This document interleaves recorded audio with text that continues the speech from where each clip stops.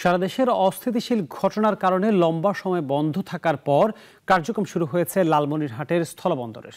তবে স্বাভাবিক হতে আরও কিছুদিন সময় লাগবে বলে জানিয়েছে এইসব বন্দরের কর্তৃপক্ষ।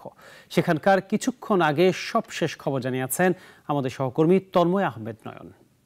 ধন্যবাদ আপনাকে। আমরা এই মুহূর্তে আছি লালমনিরহাটের বুড়িমারি স্থলবন্দরে। আমরা বুড়িমারি স্থলবন্দরে ইমিগ্রেশন অফিসারের সঙ্গে আমরা কথা বলেছি। তিনি আমাদেরকে যেমনটি জানিয়েছেন যে বর্তমানে যাত্রীর চলাচল স্বাভাবিক রয়েছে, তারপরেও প্রতিনিয়ত যেই 5 এবং 6 তারিখের পর থেকে যাত্রীদের চলাচল কমে গেছে, এটি আসলে সারা দেশের সার্বিক পরিস্থিতি এবং যান চলাচলের কারণে এই সমস্যাটা তৈরি হয়েছে। এছাড়াও ভারতীয় ভিসা সেন্টার বন্ধ থাকার কারণে যাত্রীর চাপ আর কি কমে গেছে।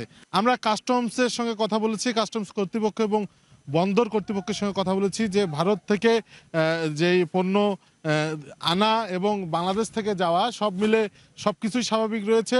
বন্দর কর্তৃপক্ষ আমাদেরকে জানিয়েছে যে আমাদের কোনো সমস্যা নেই, আমাদের নিয়মিত গাড়ি চলাচল করছে, কোনো প্রকার এই বুড়িমারি স্থলবন্দরের সমস্যা নেই। কাস্টমস কর্তৃপক্ষ আমাদেরকে যেমনটি জানিয়েছে যে গত 5 এবং 6 তারিখে কিন্তু এই মালামাল পরিবহনের যে বিষয়টা এটি খুবই কমে গিয়েছিল, কিন্তু 5-6 তারিখের পরে তারা ভারতীয় বন্দর কর্তৃপক্ষের সঙ্গে কথা বলে, তারা কথা বলার পরে এখন কিন্তু স্বাভাবিক রয়েছে।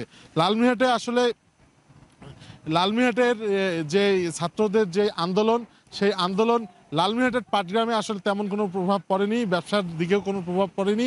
এখন পর্যন্ত বুড়িমারি স্থলবন্দরের কার্যক্রম স্বাভাবিক রয়েছে। এই ছিল লালমনিরহাট থেকে সর্বশেষ।